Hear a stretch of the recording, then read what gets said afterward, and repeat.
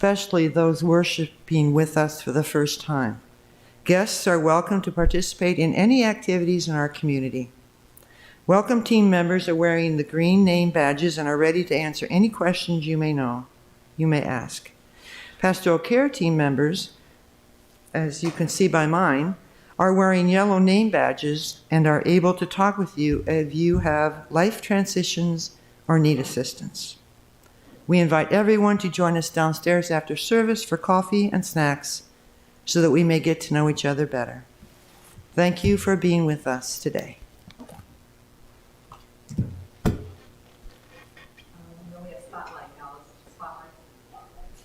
I'm really starting the service off with a bang. Diane. Good morning. My name is Diane Harrington, and I am the coordinator for the vendor fair. This is our second year having the vendor fair. We're very excited. We have 14 vendors this year, which is 4 more than last year, and they're almost all new, so that's very exciting to bring some new people in. The reason that I'm standing up here today is, number one, to encourage you to attend, but also to encourage you to help. So what we need help-wise is we are going to do a bake sale again. That's always a really good moneymaker for us. So if you are baking inclined, we would encourage you to bring some kind of treats. We'll be here the Friday night before. The vendor fair is the Saturday before Thanksgiving, November 18th, I believe. So we'll be here the Friday night before setting up, or you can bring them Saturday as well, preferably Friday night before. And then we also will need people to work the bake sale and to sell food. We sell lunch. Last year, that also was a good moneymaker for us as well. So we'll need people to make and serve the food during the day. And then we also will have a UU table out front to just kind of encourage people to get some more information about UU, and maybe they'll come back. So if you're interested in helping in any of those ways or would like to help but don't know how, please come find me and I can encourage you to do the right or the best thing for you. So thanks, and Karen's up next.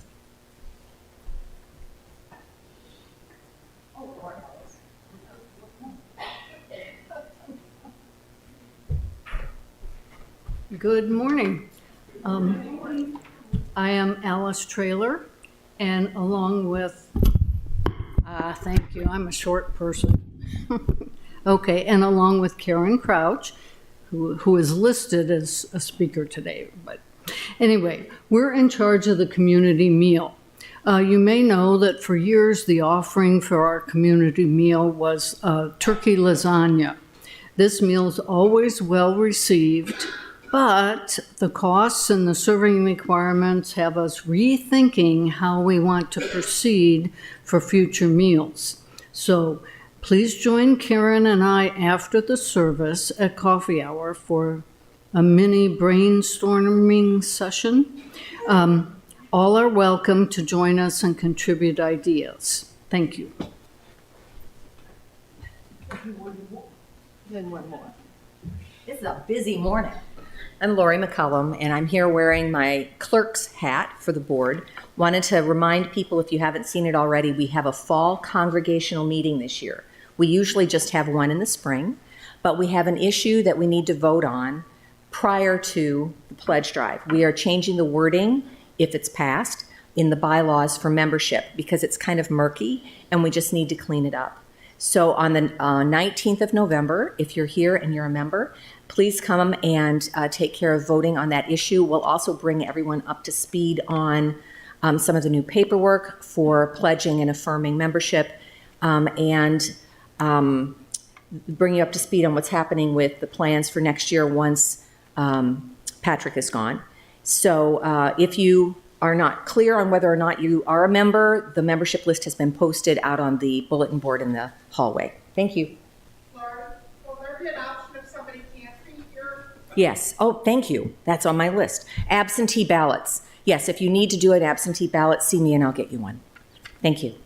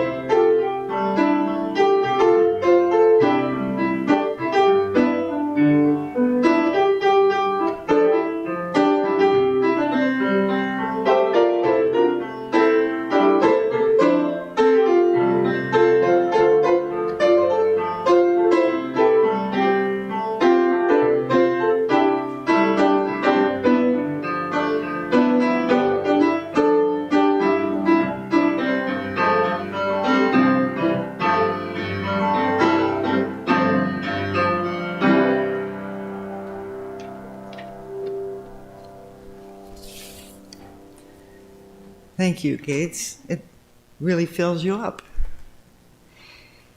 The theme of our service today is generosity. When I first saw the words generosity, I wasn't too concerned, as I thought I knew what generosity was. So to affirm what I thought I knew, I scored through the Soul Matters from UUA on the topic, and then I'd look up a few articles on the internet, and then I went back to Soul Matters, and then I went back to the internet, frustrated that I couldn't find anything that seemed to fit my lens of what generosity was. So I switched to looking for stories to support my thoughts, and I read lots of them. But nothing was bringing me to that aha moment until I came upon the story of the empty teacup. That story actually had nothing to do with generosity, but everything to do with me. Here's the story. Once upon a time, there was a wise Zen master. People traveled from all over the world to get his wise wisdom. On this particular day, a scholar came to visit the master for advice. "I have come to ask you to teach me about Zen," he said. Well, soon it became obvious that the scholar was full of his own opinions and knowledge. He interrupted the master repeatedly with his own stories, and he failed to listen to anything the master had to say. So the master poured his guest a cup of tea. The cup was filled, yet he kept pouring until the cup overflowed and onto the table, onto the floor, and finally onto the scholar's robes. The scholar cried out, "Stop! The cup is full. Can't you see?"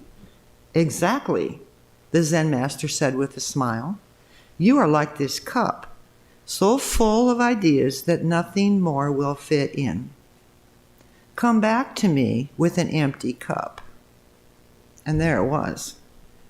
I was full of myself, thinking I knew the keys to generosity. I had not opened myself up to new ideas that would change my perceptions. At that moment, I got up. I threw the cup of iced tea I had been drinking down the sink. I went back to my computer with an empty cup, desiring it to be filled with something new, and maybe a new way to see generosity I could incorporate into my life and give from a generous spirit. I ask today that we all empty our cup of what we think we know to allow something new to take root that changes us as individuals, that changes our community, that indeed can change the world. Let us begin that journey together. We will now have our opening song, "'Tis a Gift to be Simple," and afterwards we will greet each other. Oh, do we do that today again? As you can tell, my cup is not empty yet. Okay, let's do that. The words of the chalice lighting are on the screen and in your bulletin. As we light this chalice,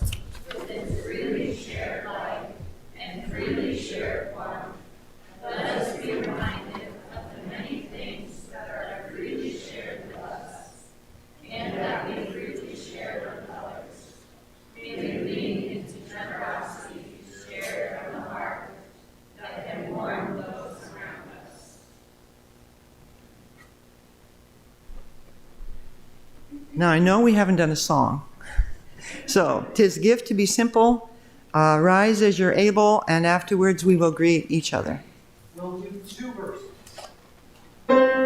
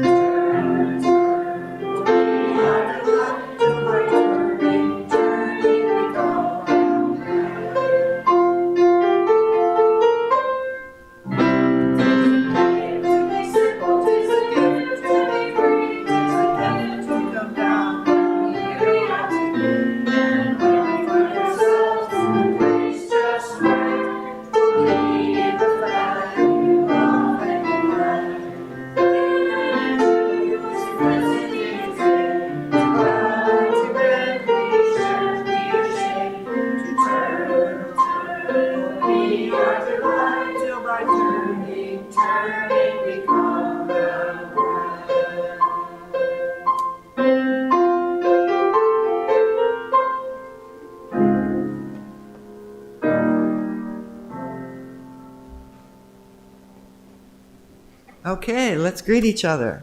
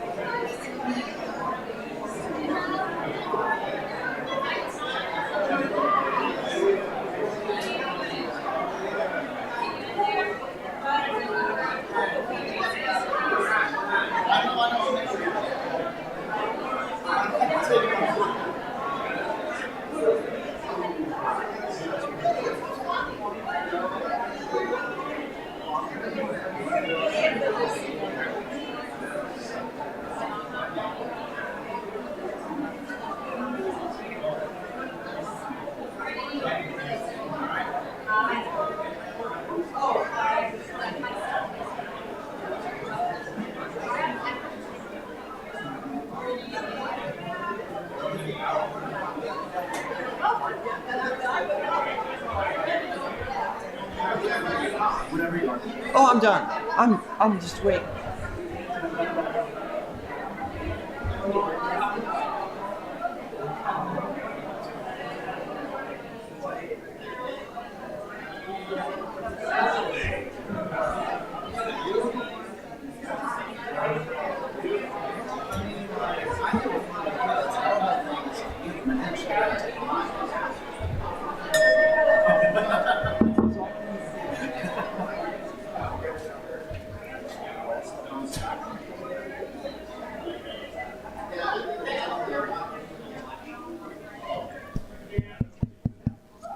Hello?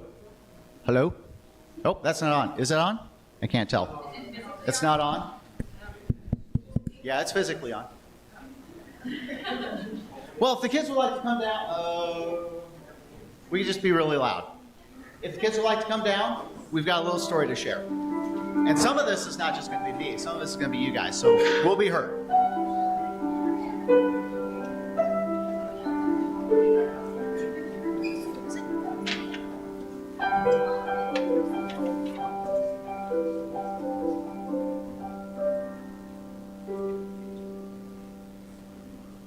Hi guys, it's good seeing you again. So, much like what Alice said, I went to a story too. But this story is a little more interactive, and I hope I don't scare you guys with it, because this is going to take some crowd participation here, okay? It might be. I hope it's not that scary. And I'm getting bifocals next week, so I won't be taking my glasses on. I like scary. So, I have a story today, but for two very important parts of the story, I need some participation. So whenever I say boom, I would like you all to say boom in your big booming voice. So let's practice this. Ready? Boom. Boom. We can do better. We can do better. Ready? Boom. Perfect. I love it. Now, there's going to be times when I say sanctuary. So whenever I say the word sanctuary, I want you to quietly say the word sanctuary. So let's practice that. Sanctuary. Sanctuary. Ooh, okay, so we're going to go on. So, once upon a time, there was a little girl, just like some of you, who was caught outside in a sudden rainstorm. She ran to the nearest door to wait out the rainstorm. And as soon as she closed the door, a bright flash and a loud boom, boom, of thunder followed. So, the little girl knew that she would be stuck inside the store for quite a while. And she started to look around the store at some different items in there when the shopkeeper appeared. The shopkeeper was the oldest little woman the girl had ever seen. Her hair was white as snow, and her face was all wrinkly. And the little girl was brave enough to admit that she was a little scared. So, young woman, said the old shopkeeper. That's my old lady voice. I apologize. That's also my grandma voice, so don't read into that. Oh, young woman, gentlemen, the shopkeeper said, can I help you with something? And the little girl pointed outside because she was too afraid to talk. And the shopkeeper said, did you run in to escape the rain? The little girl nodded, and there was another loud boom. Thunder that shook the store. Well, you can wait in here if you'd like in my little sanctuary. We got a nice sturdy roof over our heads, and it will keep you safe and dry. And the little girl appreciated the offer. But she really did need to get back outside to continue on her way. The old shopkeeper could tell that the girl was hesitating. Or, continued the shopkeeper, you could head back outside with this. And the old shopkeeper went behind the counter, and what do you think she pulled out? An umbrella, that's right. Here you go, take this umbrella, the shopkeeper said. I don't know why it's raining, but I do know that you can keep dry under this portable sanctuary. And the little girl beamed, but then she stopped in her tracks. But I don't have any money, said the little girl. And the old shopkeeper waved her off. Oh, no worries, little girl. Just be sure to offer the umbrella to someone else when they need it. So the little girl escaped under the umbrella and headed back outside. She opened up the umbrella and went on her way. The little girl was so happy and dry. She started skipping down the street and was perfectly happy when she saw a man wearing a suit, trying to keep dry with a newspaper over his head. She heard another loud boom, and the newspaper began to fall apart under the heavy rain. She skipped over to the man in the suit and held the umbrella as high as she could. Why, thank you, said the man.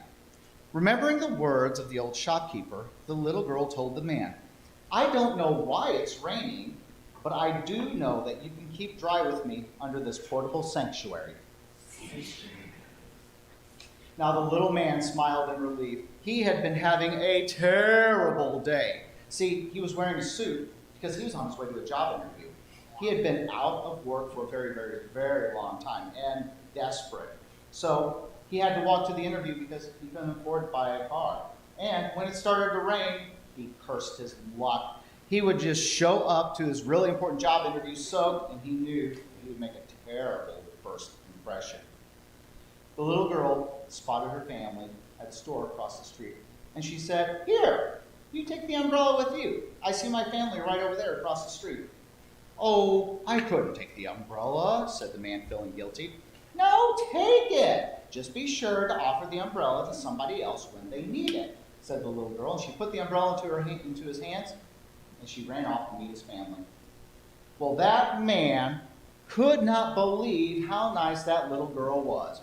And he knew that he had to hurry, though, because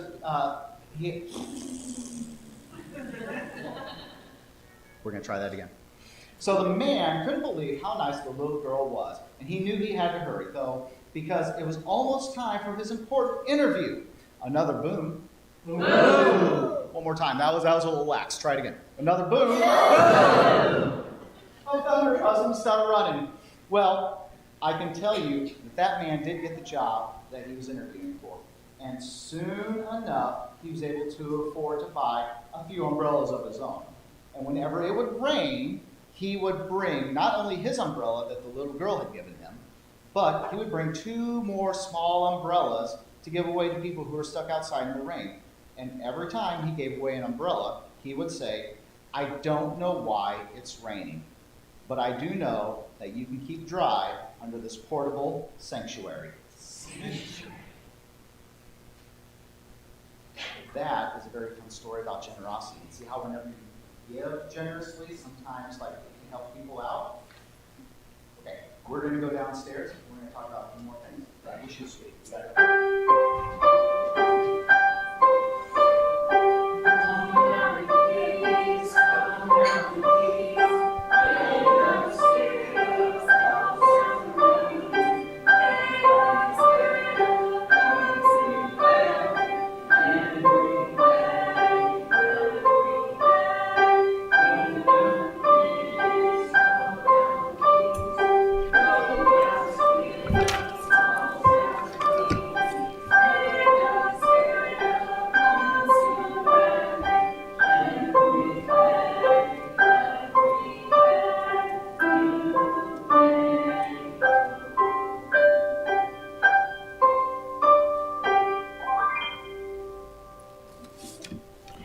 Good morning. I am Susan Perry, a member of the Pastoral Care Associates Ministry team. As we gather today, we pause to reflect on what lies in our hearts. In this time of sharing, we take a moment to recognize our personal joys and sorrows and to read from the book of Joys and Sorrows, those personal life events you have chosen to share with us. We have two joys today. Zachary states, I have an interview with the Plymouth County Historical Museum for their position of administrator on Thursday. That's good. And Joy says that Mindy Pace is running for the Bettendorf, I'm going to throw in that, school board with a goal of focusing on children's education.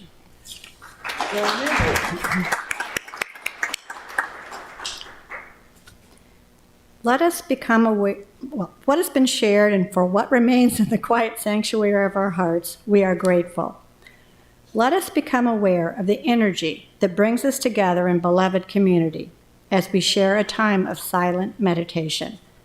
May we open our minds and hearts to a place of quiet, to a silent prayer for the healing of pain and the comfort of love. You are invited to come forward and light a candle during the musical meditation that follows.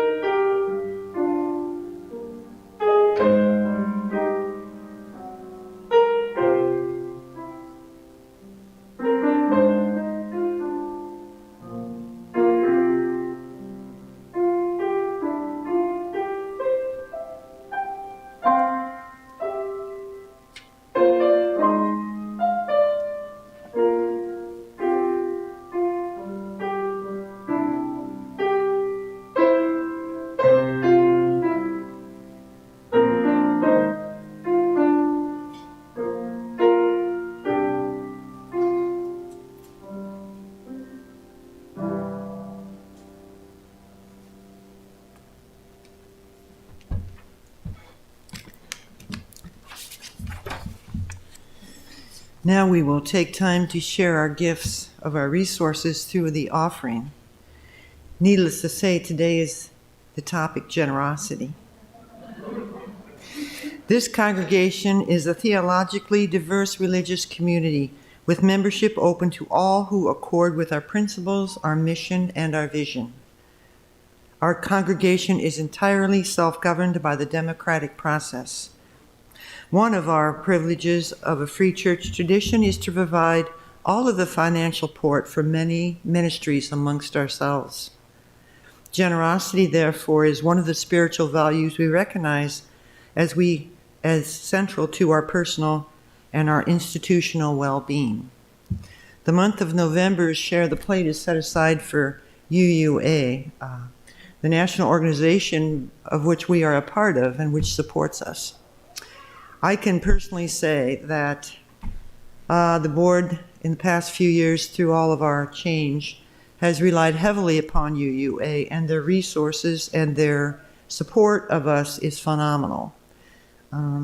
We've talked to many of the leaders of UUA. They have come down to us. We have a Zoom that will be posted soon in the month of November. They are really there for us. So we are not full-pledged members to UUA in our dues. So anything we can to lift ourselves up will be appreciated. Let this time of giving begin.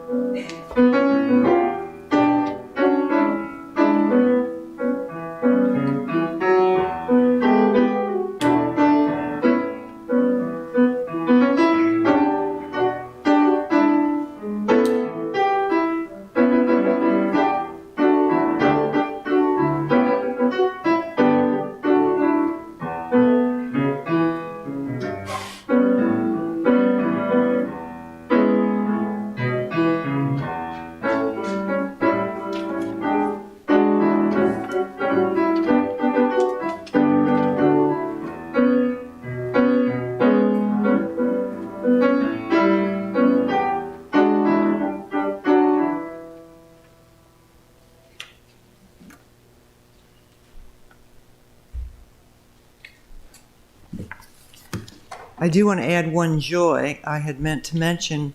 We welcome back Tom LeJudas from his surgery and 6-week absence from us, and he's looking fine.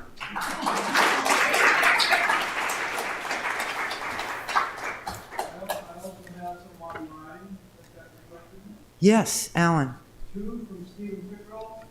His daughter Zoe is turning 6th today, and he is recovering from his foot surgery.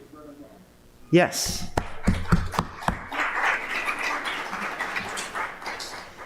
You know, that's Steve's second surgery, one on each foot. We're thankful he's not an octopus. Then you'd be in there like 8 times.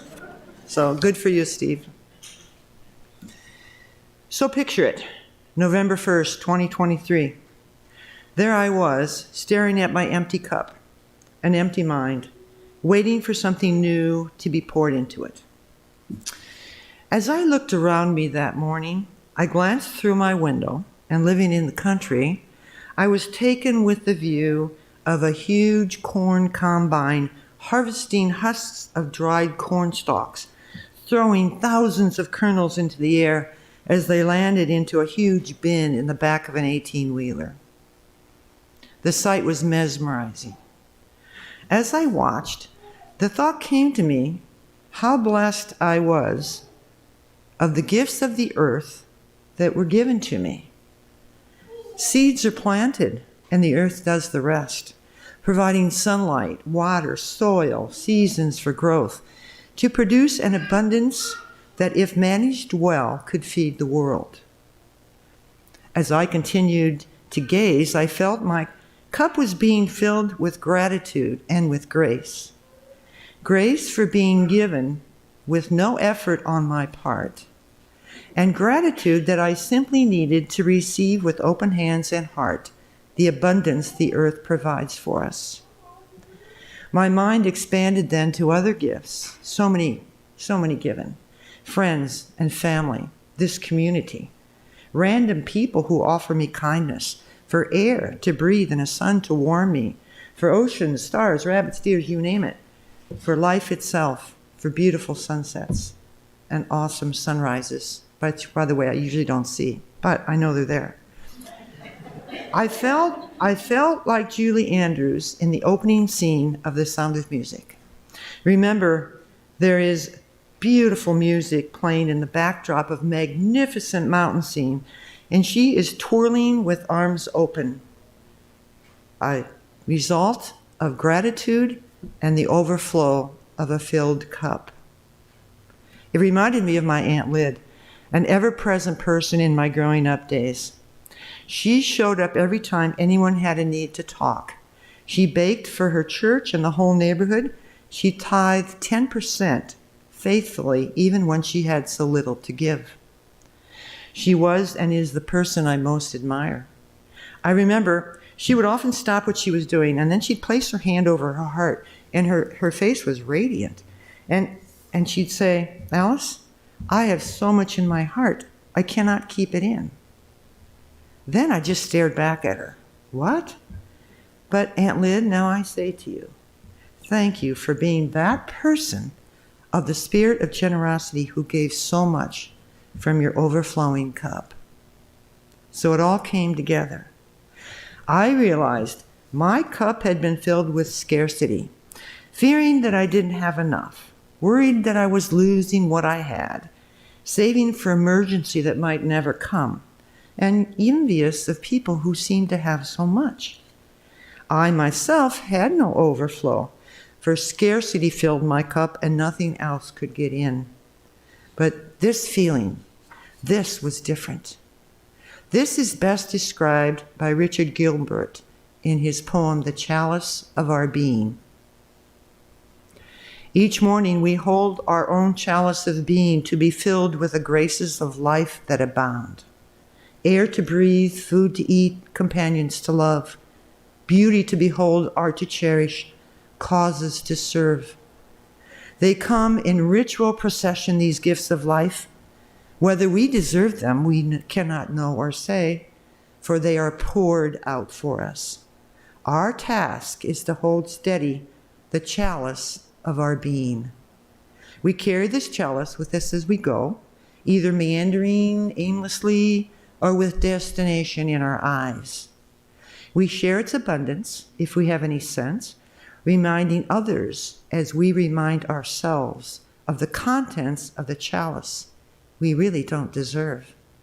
Water from loving streams fill it, if we only hold it out. We give back, if we can, something of ourselves, some love, some beauty, some grace, some gift. We give back in gratitude, if we can, something like what is poured into our chalice of being. Each morning we wake, we hold out the chalice of our being. We receive, we carry, to give back.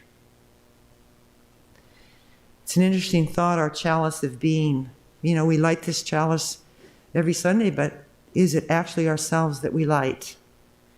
We hold out our cup and it overflows with abundance, and gratitude is its ingredient. To receive, to carry, and then to give back. It is then I had to ask myself, well, that's all great stuff. You know, I got goosies. But what about those who have no access to the basic needs of food, shelter, clothing, companionship? What is generosity to those who struggle to survive on a daily basis when the abundance does not seem to be there? What about the Palestinians right now? What about the Ukrainians? There is so much that seems to be lacking. It would appear they are cut off from the abundance of necessary ingredients for life under these situations, that their cup just seems to be empty. I grappled with that question when my mind came upon a story from long ago I had heard that I believe gives us the true essence of generosity. There was a Jewish man in a concentration camp experiencing all the horrors of that which occurred there. Near starvation, fearing death, no sanitation, huddled in cold, unheated shacks, struggling to stay alive.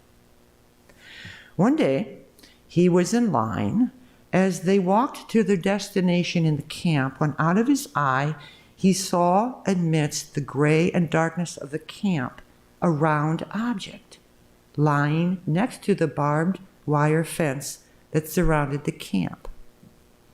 It was the color orange, and that led him to risk his life to sneak over to the fence and quickly reach down and pocketed an orange.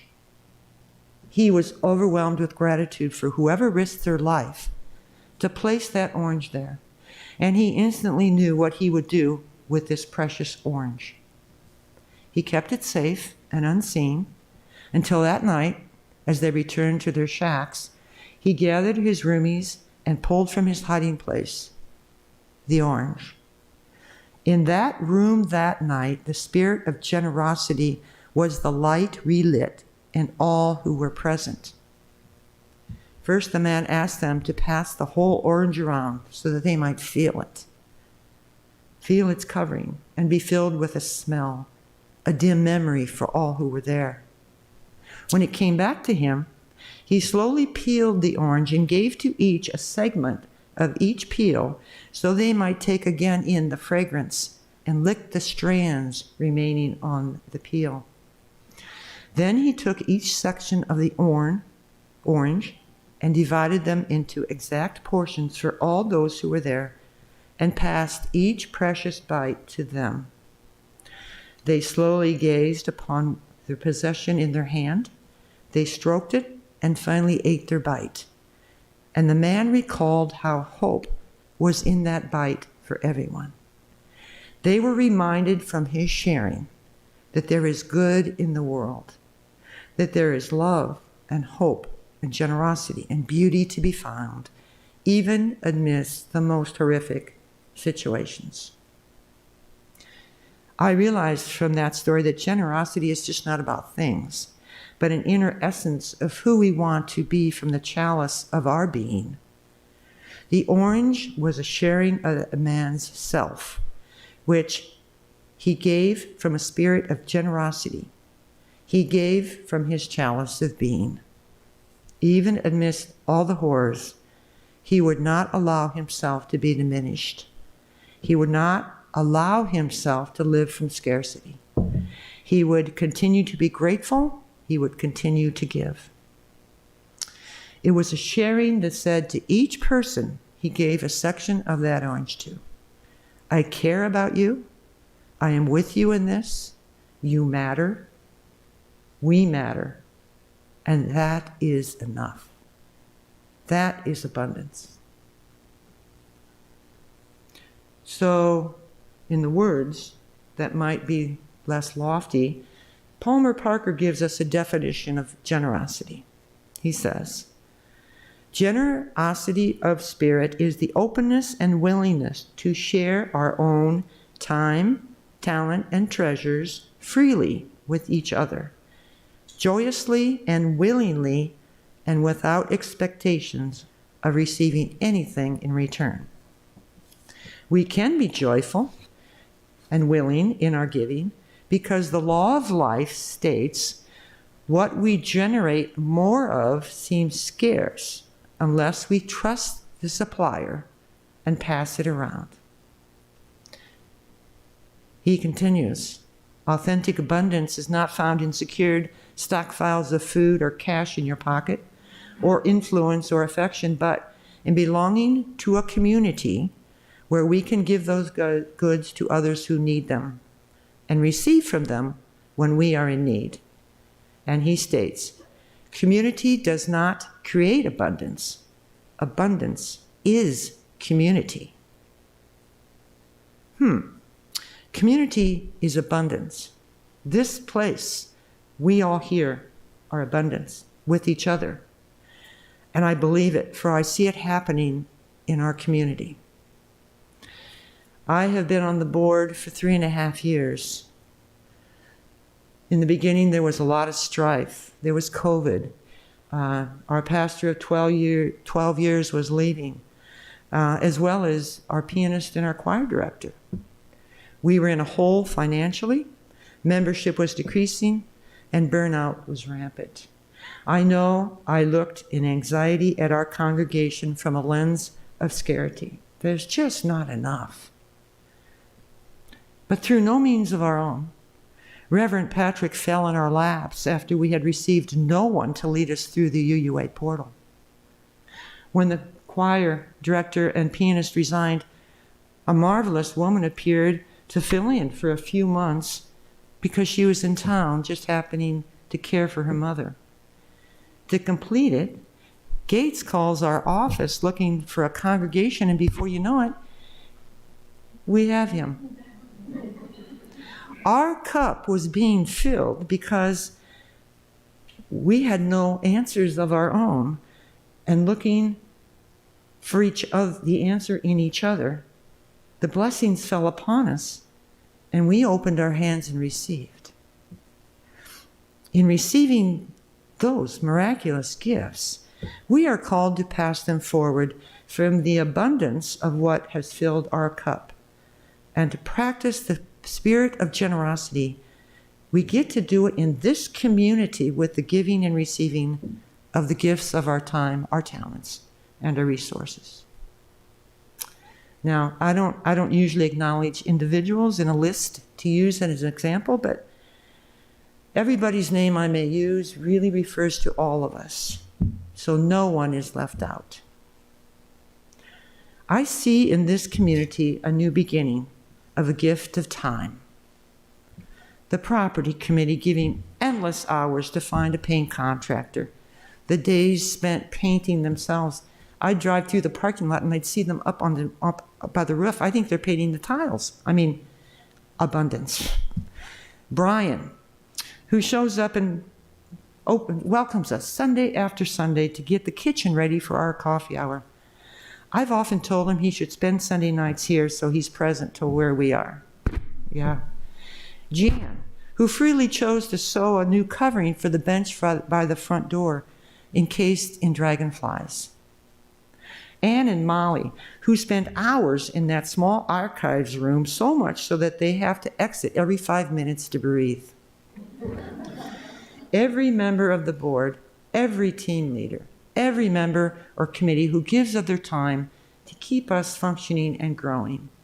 Oftentimes with a groan, mine included, and yet we keep coming and we keep giving. The hours so many spent on the giving garden, who shop for ingredients, prepare and serve those who are hungry. Dana and her crew on the Healthy Congregations Task Force spent hours going through policies and bylaws to bring to us a safe policy. And please, everyone, follow their policies or I'll hear about it, and they will come after you. There is also, in the giving of our time, the gift of attention. I see it here as well. I see it when Ken leans down forward to hear a child's plea. I see it when we are downstairs at coffee and sitting, staring intently into each other's eyes as we listen to what is being said. I see it when a hug is given, a hand on someone's shoulder, an outburst of laughter, a genuine affection that says, I'm glad you're here. I see it when we welcome each other at the door as we enter. I see it every time we meet to collaborate and communicate our intentions for this congregation, paying attentively to what others are saying with respect. So many other instances of time and attention we give to each other.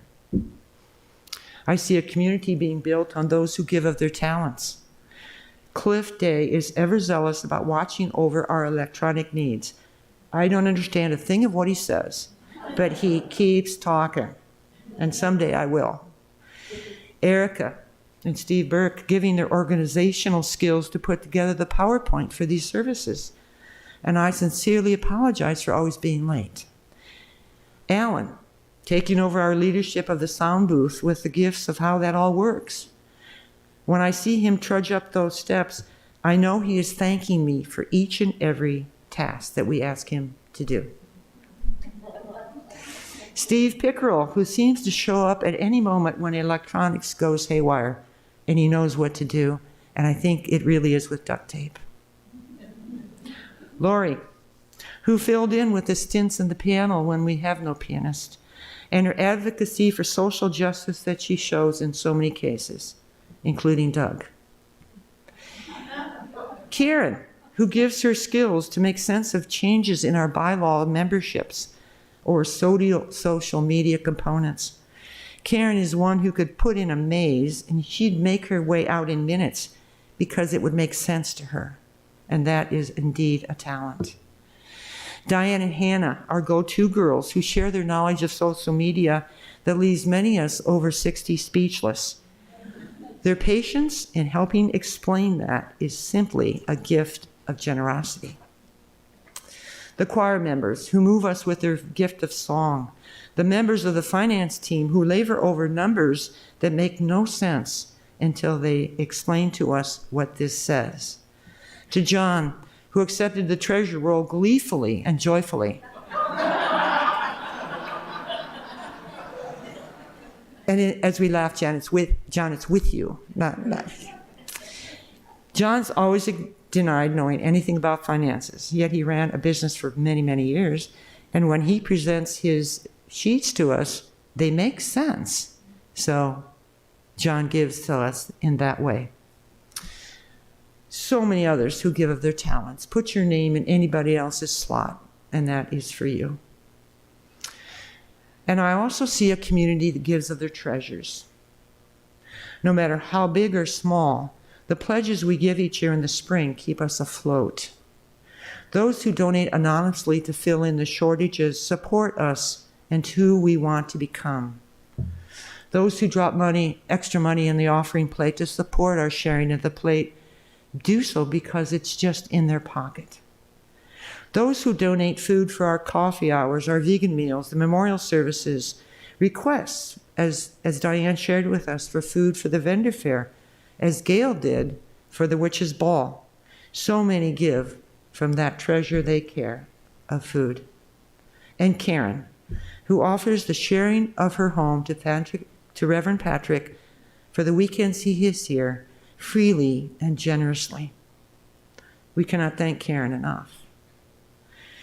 Parker Palmer reminds us that community doesn't just create abundance, community is abundance, and we see that in the give and the flow of our gifts. We worship here together in abundance, a sanctuary that was dreamed of by those long ago who came before us, who with their time, their talent, and their treasures brought forth this beautiful space. We worship. Who gave this mic? We worship here. A grand piano, the cream of the crop, that spills out magical moments of sound and silence. A history of pastors who have spoken from the pulpit with reminders of why we are here, and each of us today and YouTube, who bring their gifts to carry and to give. So let us continue to carry on with the abundance that overflows through this place, beginning with those beautiful trees that grace our property as we drive up the lane. Through the weathered parking lot we park, greeted by friendly faces who say, "We are glad you are here." To the pretty person sitting next to you right now, whose warmth lets you know you belong. Through the songs we sing, where our voices become one. Let us be grateful. Let us receive. Let us continually give from our overflowing cup. Amen.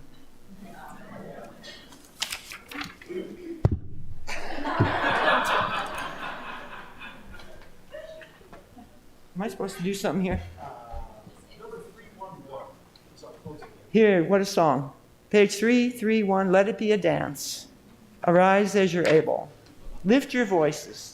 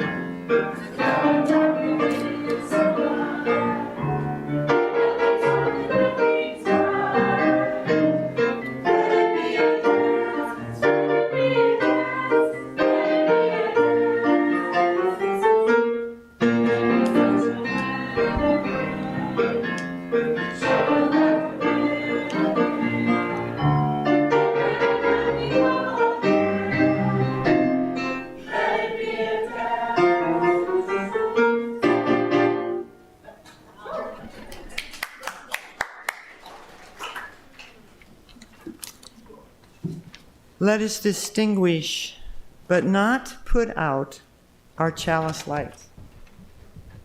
Extinguish this flame, but not the light of truth, the warmth of community, or the fire of commitment.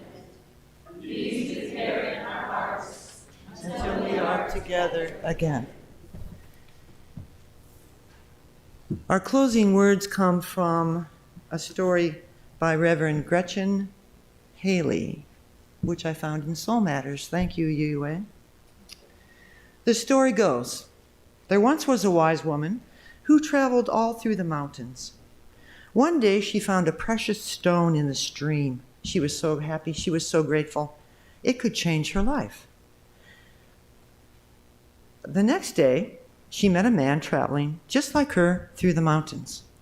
He was hungry, and she was happy to share her food, in which she had in her bag a loaf of bread, as well as her precious gem. The man saw the stone when she opened the bag, and he knew that this stone would be much more to supply him with food for the rest of his life. His mouth watered, imagining all the incredible flavors, all the way his life would be filled with so much. So he has said to her, instead of the food, can you give me this stone? The woman looked at him. Of course. And just like that, it was his. He was so happy.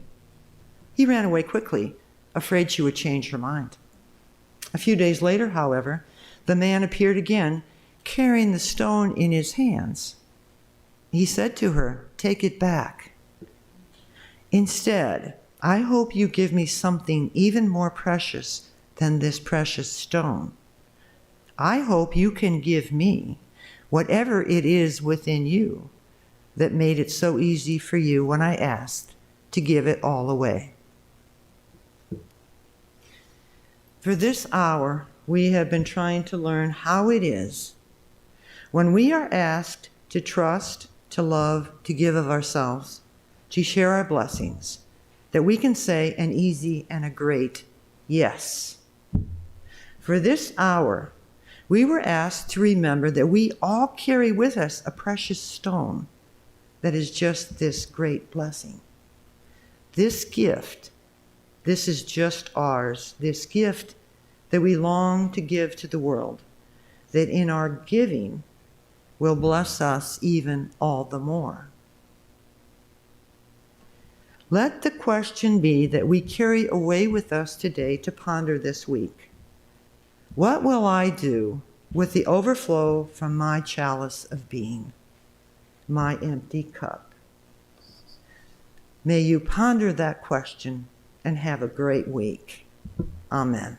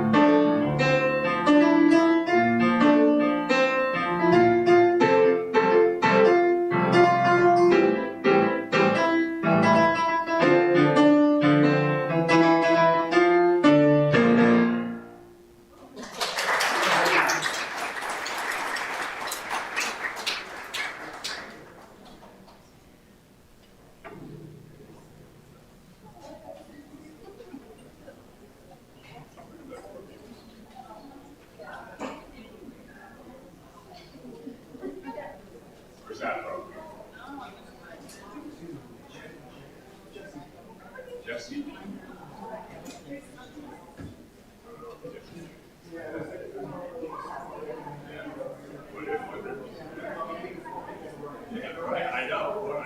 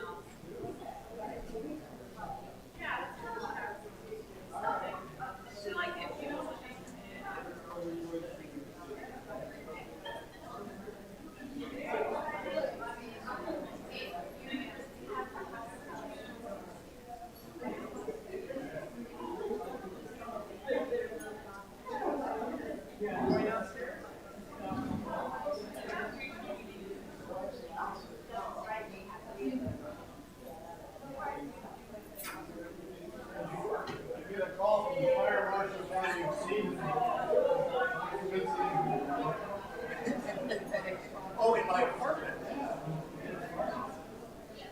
we have 28 people, and one room, they never even used the back room.